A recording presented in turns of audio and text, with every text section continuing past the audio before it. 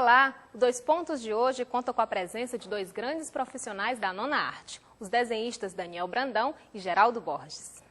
Desenhista e ávido leitor de histórias em quadrinhos desde criança, Daniel Brandão descobriu sua profissão na oficina de quadrinhos da UFC. Foi um dos criadores do fanzine Money Comics, que já faturou 3 prêmios HQ Mix. Seu primeiro trabalho como desenhista profissional foi na revista do Capitão Rapadura, do cartunista Mino. De lá para cá, Brandão já desenhou histórias em quadrinhos para várias editoras do Brasil e do exterior, incluindo DC e Dark Horse. Hoje, Daniel Brandão dá aulas de desenho em seu próprio estúdio em Fortaleza. Geraldo Borges foi parceiro de Daniel na revista do Capitão Rapadura e na criação do fanzine Money Comics. É professor de animação e infografia na Unifor. Como desenhista, já prestou serviços para grandes editoras americanas, como Top Cow e DC, para a qual desenhou Aventuras da Mulher Maravilha. Já para a Marvel, Geraldo Borges desenhou A Fúria de Nova, história recentemente publicada no Brasil. Acompanhe agora este papo entre os quadrinistas Daniel Brandão e Geraldo Borges, mediado por Jader de Oliveira, aluno do curso de jornalismo da Unifor. A maioria dos quadrinistas começou a se interessar por quadrinhos ainda quando criança. O que você costumava ler nessa época? Olha, eu comecei a ler, quando eu era criança, Turma da Mônica, como acredito que quase todo mundo. E eu me lembro muito bem que eu lia também os Trapalhões, eu gostava muito. É uma versão bem antiga dos Trapalhões, eles eram desenhados como adultos mesmo. E era engraçadíssimo. Eu só fui enveredar mais para os quadrinhos de super-heróis depois dos meus 9 anos, através da influência de um amigo, né? Mas eu comecei a ler mesmo Turma da Mônica e Trapalhões. E como eram os gibis de super-herói nessa época? Você chegou a pegar a Era de Prata deles, não foi? Olha, era anos 80, né? Era formatinho na Editora Abril. A primeira revista em quadrinhos que chegou nas minhas mãos foi Super Aventuras Marvel. O que foi um privilégio muito grande, porque era uma reunião de mestres, né? Tinha histórias do Frank Miller, do John Buscema, escritas pelo Alan Moore, enfim, só tinha fera, só tinha mestre ali desenhando, Bill Sienkiewicz, quem mais, Geraldo? Mazzucchelli, um Demolidor, John Bini, sem dúvida. Muito bom. E então, assim, foi a minha primeira escola, minha primeira sala de aula, digamos assim, em histórias em quadrinhos, foi a Super Aventuras Marvel.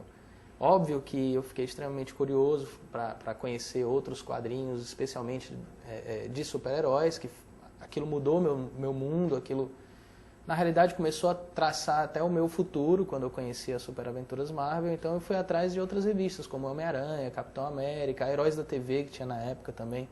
Tinha o Conan, era uma coletânea também de histórias muito legais.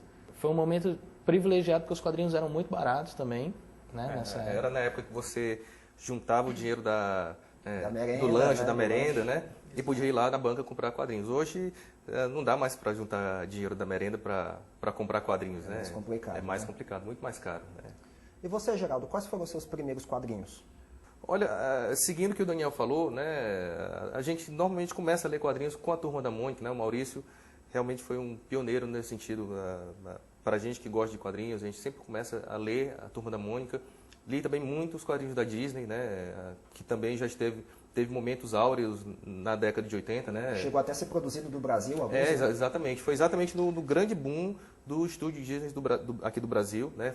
Produziram histórias sensacionais, né? Hoje, infelizmente, o estúdio não funciona mais, né?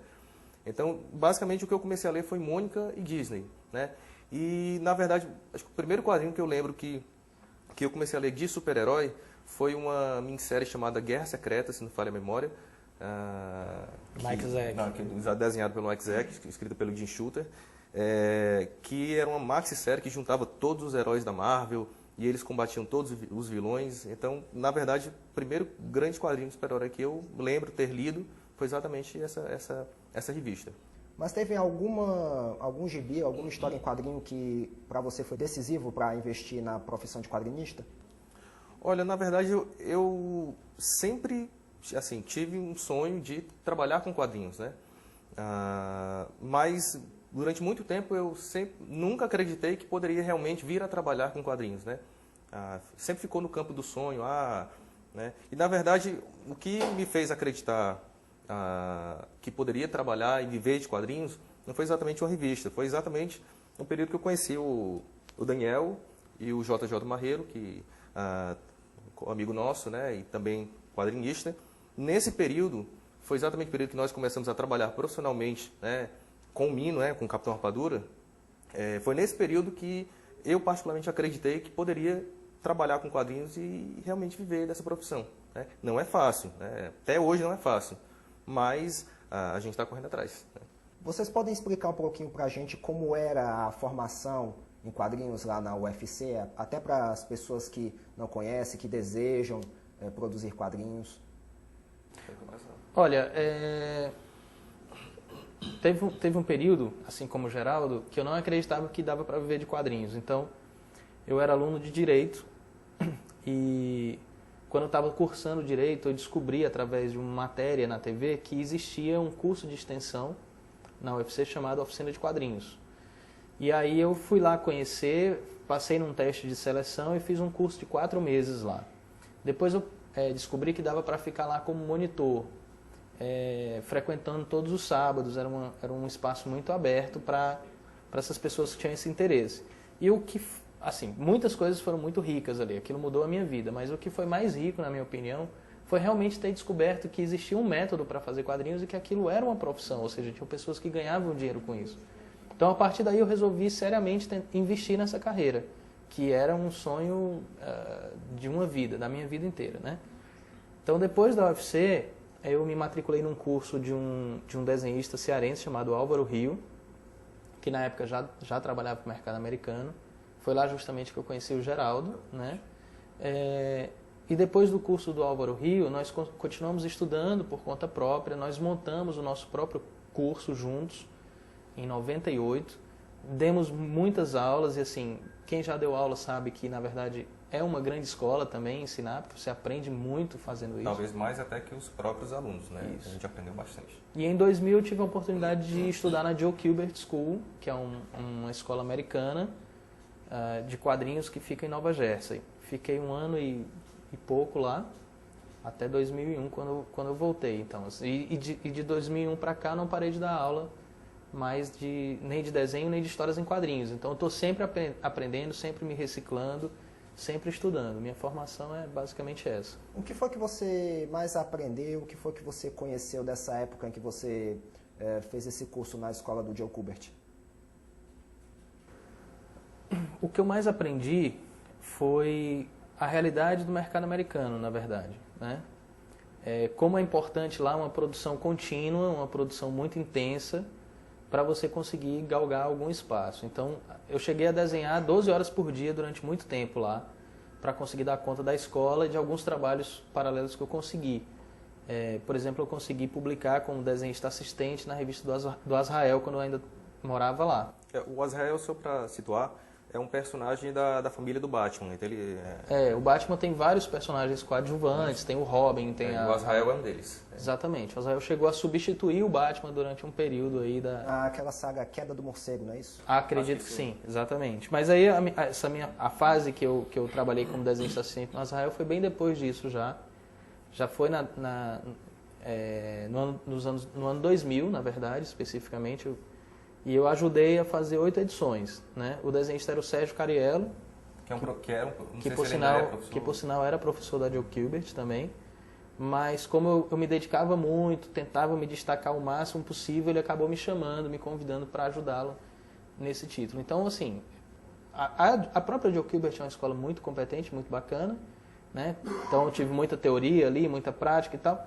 Mas para mim, assim, uma coisa que foi fundamental foi realmente ter vivido dentro do mercado americano. Conta um pouco da sua formação, Geraldo. Olha, começou na verdade com desenho. Eu fiz alguns cursos no Senac, né? No início da década de 90, né? Fiz curso de desenhista, de cartazista, de letrista, né? E depois, muito depois, né? 5, 6 anos depois, foi que eu descobri o curso do Álvaro, né? Do Álvaro Rio. Lá encontrei com o Daniel e com o JJ. Aprendemos bastante sobre como fazer quadrinhos, porque o Álvaro é um profissional que já trabalhava com as editoras americanas com um certo tempo, né? Trabalha até hoje, né? Ele está ativo até hoje, mora aqui em Fortaleza mesmo, é um mestre, o cara desenha muito. Então, a oportunidade de ter contato com uma pessoa que já trabalhava nesse meio, né, foi fabulosa, né?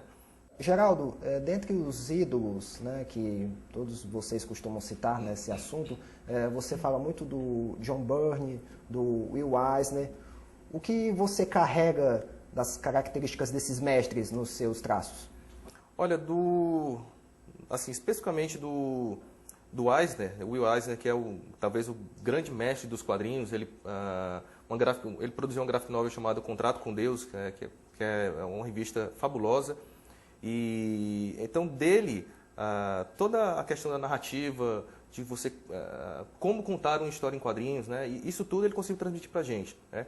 Então, em relação ao traço do Eisner, confesso que eu não carrego muito no meu traço, mas em relação à narrativa dele, ao modo como ele conta uma história, isso acho que todo quadrinista acaba carregando um pouco do trabalho dele. Eu acho, inclusive, que o Eisner está para os quadrinhos, assim como, por exemplo, o Orson Welles está para o cinema, e talvez os Beatles para a música. Queira ou não queira, direto ou indiretamente, todo mundo que envereda por esses caminhos são influenciados por esses mestres, né? E o Will Eisner é um deles. Inclusive, o Will Eisner ele meio que reinventou os quadrinhos duas vezes. Na década de 40, quando ele criou o Spirit e inventou uma maneira nova de narrar histórias em quadrinhos com uma forte influência do teatro e do cinema. E 2 décadas depois, quando ele criou a tal da novela gráfica, né? A graphic novel, cuja primeira foi o Contrato com Deus, que tu citou agora há pouco, não é isso? Exato. E aí ele já tinha mais de 60 anos de idade e passou o resto da vida fazendo graphic novels, né? Fazendo novelas gráficas.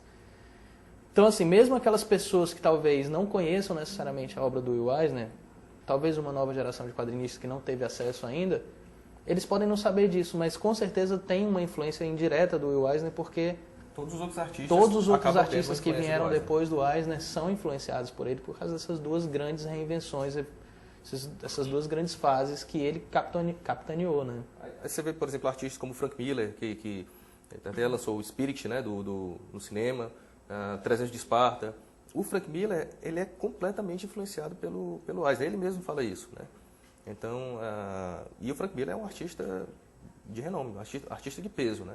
Então, todo artista realmente carrega um pouco da carga do Eisner, né? Daniel, conta pra gente como foi a concepção do fanzine Manicomics. Pois no caso, o Geraldo falou agora há pouco, o que é que levou a ele a acreditar que quadrinhos poderia ser uma profissão. No meu caso, foi a oficina de quadrinhos da UFC. Quando eu entrei na oficina de quadrinhos, foi que eu descobri que fazer quadrinhos poderia ser uma profissão. E lá foi onde eu conheci, dentre outras pessoas, o JJ Marreiro. Ainda fazendo parte dessa oficina, eu tive a oportunidade, num outro curso, de conhecer o Geraldo. E aí o núcleo básico de criação do Manicomics se formou, né? Dentro da oficina, a gente não tinha espaço para publicar tudo que a gente queria, né? Nós éramos muito novos. Existia uma linha editorial na linha oficina. Editorial, então, exatamente. O tipo de histórias tinham que ser muito específicas, né? Tinha assuntos, temas específicos. Eles preferiam histórias mais adultas, ou mais regionais, ou com influências mais europeias. E, a nossa influência era muito norte-americana, muito voltada para os super-heróis e tal. Então, como uma maneira da gente criar uma válvula de escape para a nossa produção, nós resolvemos criar um fanzine. E o primeiro fanzine que nós criamos foi o Manicomics, né? O JJ Marreiro, ele já era fanzineiro há algum tempo, ele já tinha outros fanzines no currículo dele. Mas no meu caso, acredito que do Geraldo também, nossa primeira experiência publicando e editando o próprio fanzine foi o Manicomics. Então foi assim que ele surgiu, na verdade. Inclusive o Manicomics ele já chegou a ser premiado algumas vezes pelo HQ Mix, não foi? Foi, foram 3 premiações do HQ Mix, como melhor, 2 como melhor fanzine e acho que uma como melhor revista independente, né? Eu acho que as 3 foram como melhor fanzine, né? Exatamente. Depois mudou essa categoria, né? Depois mudou a categoria, mas a gente foi premiado já agora nessa década, né? O Manicomics ele foi criado em meados da década de 90, então eu acredito assim, o Manicomics tem 2 fases. Uma que foi até 2000, quando a gente descontinuou o fanzine, enfim, eu fui estudar fora, os meninos foram estudar, ele foi trabalhar com engenharia civil eu fui e tal. Manaus, né? Eu morei A gente deu um tempo, quando eu voltei desse curso que eu fiz nos Estados Unidos, eu falei com eles novamente, a gente retomou o Zine, então assim, o Zine começou a ter uma nova cara, uma nova fase, E foi justamente nessa fase que nós conquistamos esses 3 prêmios HQ Mix. Até então, inédito para uma publicação independente. Assim, na história do HQ Mix, até o nosso terceiro HQ Mix, nenhuma outra edição independente tinha ganho 3 prêmios. Falar sobre quadrinhos é bem empolgante, não é mesmo? E no próximo bloco tem mais conversa entre Geraldo Borges e Daniel Brandão. Não saia daí!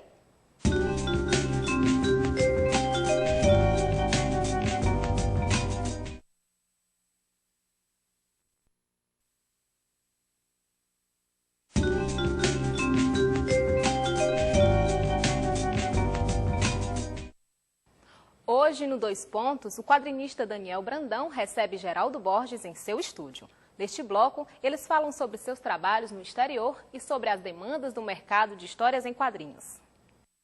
Geraldo, e como foi que surgiu a oportunidade de desenhar a Fúria de Nova para a Marvel? Olha, na verdade eu trabalho desde 2006 com uma agência em São Paulo chamada Impacto Quadrinhos, que é dirigida pelo Klebs Júnior, que é um artista também que desenha para o mercado americano. E eu tenho um contrato de exclusividade com essa agência para trabalhar com quadrinhos para o exterior, né? E através dessa agência, fazendo vários testes, que não é uma coisa muito fácil, você produzir páginas o tempo todo para você apresentar para os editores norte-americanos, e aí eles não gostam da página, você tem que refazer isso e aquilo, né? O trabalho do agente é tentar adequar o seu traço para o que os editores estão procurando.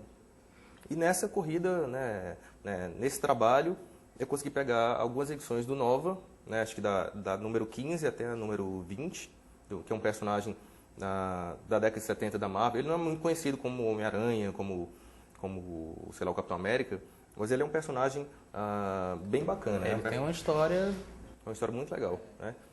E foi um trabalho muito, muito bom fazer esse do Nova, porque foi um período que o grande desafio, na verdade, para o desenhista de quadrinhos não é nem a qualidade do trabalho, e sim, você, pelo menos para mim, cumprir prazos, né? Toda vida que a gente recebe um trabalho, normalmente os prazos já são estourados, né? Quando a gente recebe o trabalho para fazer, já estourou o prazo, né?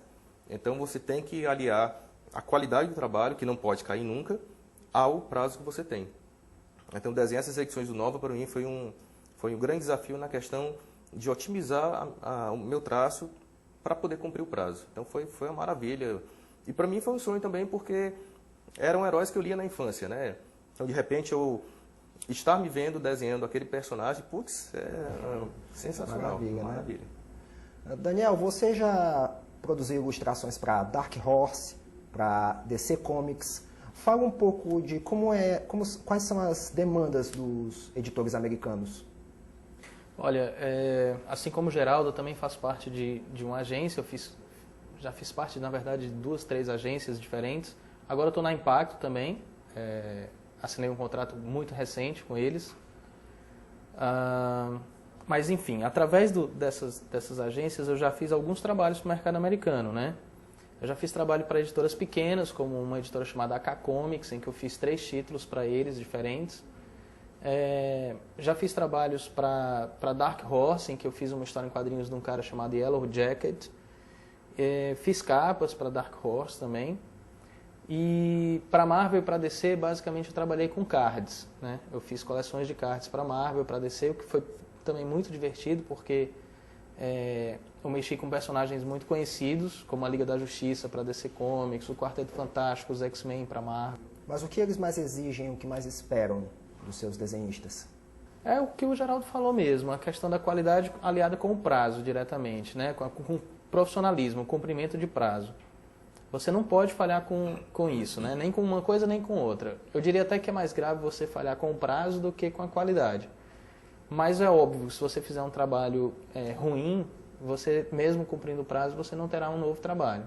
Então, assim, a minha grande resposta positiva da minha carreira é que a cada ano eu tenho trabalhos ou melhores ou maiores do que o ano anterior. Então, isso significa que eu estou no caminho certo, estou cumprindo os prazos direitinho e estou conseguindo conciliar a qualidade com o tempo, né? Geraldo, na sua opinião, quais são os maiores destaques na ilustração, na produção de quadrinhos que se vê no Brasil. Maurício de Souza todos nós conhecemos, mas há muitos outros tesouros ainda a ser descobertos, né? Os grandes nomes do quadrinho nacional, né, se a gente for, inegavelmente, são os gêmeos lá, o Fábio Moon e o Gabriel Bá. Né? Hoje eles com certeza são os maiores nomes do quadrinho nacional. Tem outros além do... Acho que seguido de perto do Rafael Grampar, né? Que são da mesma geração, né? São amigos, inclusive. O Fábio Moon e o Gabriel Bá, eles produziram uma série chamada 10 Pãezinhos, né? E outras graphic novels. Eles foram premiados 2 vezes, eles ganharam 2 Eisner, né? Que é o maior prêmio de quadrinhos dos Estados Unidos. E pela primeira vez um brasileiro ganha um prêmio como esse, com essa categoria, né? E assim como o Rafael Grampar também, né? Eles estão conseguindo fazer quadrinhos autorais para o mercado mundial, né? Mercado americano para o mercado mundial, que é um feito fantástico, né? Sensacional. Mas além desses quadrinhos autorais que eles estão conseguindo publicar lá, eles também fizeram parte de algumas séries, inclusive uma série que está nas bancas, está nas livrarias, muito legal, chamada Umbrella Academy, que o Gabriel Bá desenhou, né? E que é escrita pelo Gerard Way, né? Que é o vocalista de uma banda de rock chamada My Chemical Romance. Né? Então, é muito legal essa série. Eles foram muito premiados com essa série especificamente aí. Ganharam muitos prêmios mesmo. O Eisner, o Harvey, enfim. Eles estão desenhando uma série pro Hellboy também, pro Mike Mignola, eles estão estourando mesmo. Nessa geração são os maiores nomes do quadrinho nacional, sem dúvida. Mas como você falou, assim, tem muitos tesouros a serem descobertos. E eu acho que o quadrinho nacional está vivendo um momento áureo, né? Quando nós começamos, há 10 anos atrás, um pouquinho mais, né, Geraldo? O mercado nacional praticamente inexistia, né?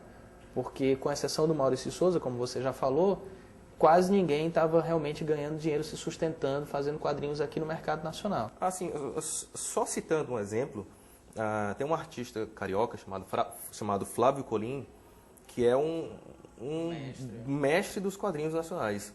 Né? E basta dizer que ele faleceu há alguns anos, né, com dificuldades financeiras e tal. E sem ter o reconhecimento. Aposto que assim, a maioria das pessoas não conhece o Flávio Colim. E o Flávio Colim foi um grande mestre do quadrinho nacional. Ele era um nacionalista incorrigível, né? Ele fazia quadrinhos sobre o Brasil, publicados no Brasil. Exposições com ele não investia na carreira para fora, não. Ele fazia quadrinhos aqui para cá.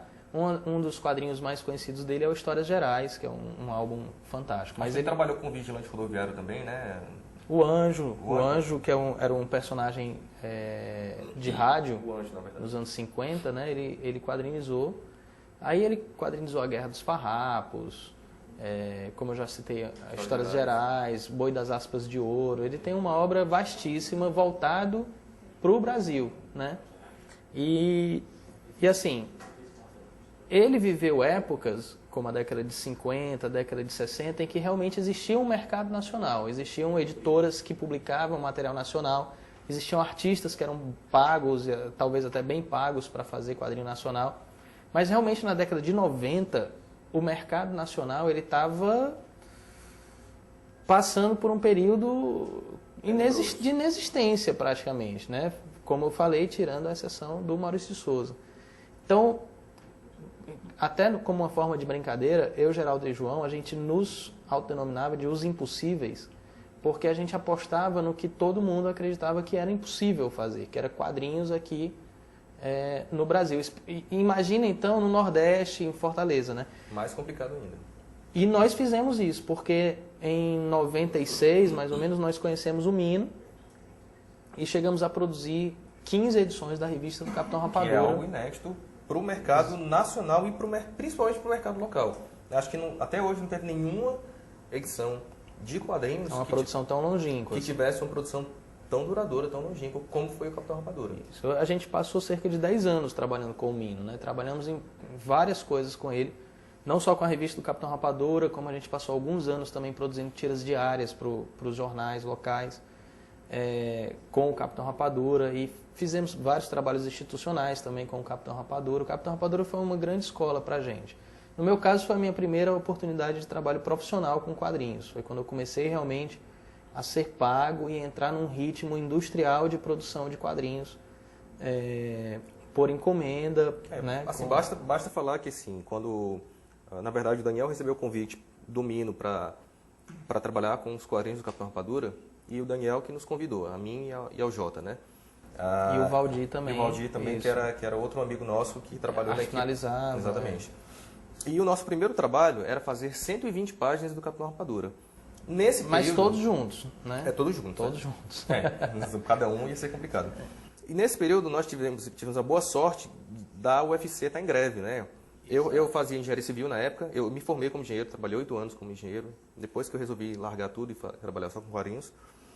E ela entrou em greve. Então nós tivemos um mês, mais ou menos, para ficar integralmente produzindo Capitão Rapadura. Nessa época eu já fazia jornalismo, eu já tinha saído do direito, fui para jornalismo, porque o curso da oficina de quadrinhos era um projeto de extensão do curso de comunicação social da UFC. Então eu achei que indo para o curso de comunicação social da UFC eu ia aprender mais quadrinhos e tal. Me ajudou realmente, mas na verdade foi muito mais distante do que eu pensei. Daniel, com a chegada de revistas em quadrinhos japonesas no Brasil, muitos desenhistas e ilustradores têm procurado adaptar o seu traço à estética mangá. Foi assim com você também? Olha, não. Honestamente não, mas assim como eu falei sobre a influência que nós sofremos, todos nós, com mestres como Will Eisner, eu acredito que o mangá, assim como o quadrinho europeu e o quadrinho americano, que são 3 vertentes de quadrinhos extremamente fortes e poderosos mundialmente, acabam nos influenciando, nem que seja indiretamente. Então, com certeza, eu tenho no meu traço, na minha quadrinização, alguma coisa que veio do quadrinho japonês. Nem que seja a maneira de vez em quando utilizar as linhas cinéticas que são típicas deles, as linhas de movimento, né? Alguma coisa da narrativa. Alguma coisa em relação à narrativa, umas transições de quadros que são típicas do quadrinho japonês, como transições momento a momento, ou aspecto para aspecto. É um mercado que eu respeito muito, mas quando chegou forte no país, né? Quando chegou realmente com a força comercial aqui no Brasil, já foi na segunda metade da década de 90, então, tipo assim, a minha formação como quadrinista, o meu background como quadrinista já estava praticamente feito, então a influência direta não foi tão significativa, não foi tão visível. Mas óbvio que até pelo fato de eu dar aula até hoje, eu tenho que estar sempre antenado, eu tenho que estar sempre atualizado em relação ao que é feito de quadrinhos mundialmente. Incluindo o mangá. Então é uma coisa que eu estou aberto a sempre estar lendo, a sempre estar buscando informações e tal. E você, Geraldo, já teve que fazer alguma grande adaptação no seu estilo, se não a estética mangá, mas alguma outra demanda do mercado? Na verdade, isso acontece o tempo todo, né? Porque, como eu trabalho com agência e a gente trabalha especificamente para o mercado norte-americano, e o mercado norte-americano vive períodos sazonais. Por exemplo, teve uma época que todo mundo tinha que desenhar algo do tipo parecido com Jim Lee, que é um desenhista muito famoso nos Estados Unidos, né? Ele desenhava o X-Men na época. Ficou conhecido como Era Image, né? Essa época. Pronto, Era Image, né? Que foi logo depois, quando eles saíram da Marvel, né? Posteriormente, teve um outro desenhista chamado Joey Madureira, que é um desenhista que adaptou a estética mangá para os quadrinhos americanos, e ele realmente fez bastante sucesso. E aí lá vai toda a demanda para tentar fazer tudo no estilo do Joey Madureira, né? Logo depois, hoje, tem um desenhista inglês chamado Brian Hitch, que desenhou uma revista chamada Supremos, e aí foi toda a estética para copiar o Brian Hitch, né? Então o mercado americano vive esses momentos, né, de demanda que os editores procuram. Claro que você vai procurar atender essa demanda e você vai procurar tentar adaptar seu traço. No entanto, a ideia não é que você vire um clone desses artistas, né? Mas que você consiga desenvolver um traço tentando pegar o feeling desse artista, né?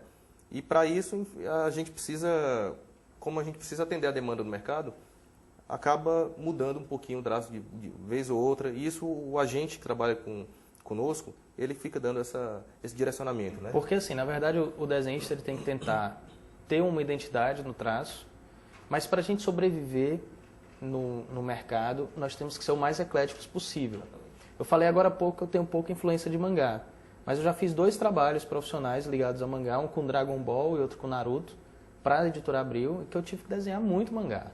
Então, assim, eu não sou um cara fechado a nenhum tipo de estilo, nenhum tipo de traço. Agora, procuro seriamente, já há muitos anos, montar, criar e seguir uma linha pessoal de traço. Assim. Eu gosto quando algumas pessoas reconhecem no meu desenho, sem necessariamente eu precisar assinar. Né? Isso, para mim, é um grande prêmio. O 2 Pontos está terminando. Se quiser nos mandar dicas ou sugestões, escreva para o nosso endereço eletrônico 2pontos@unifor.br. E não se esqueça de que você também pode assistir a este e outros programas pelo site da Unifor. Obrigada pela sua audiência e até a próxima.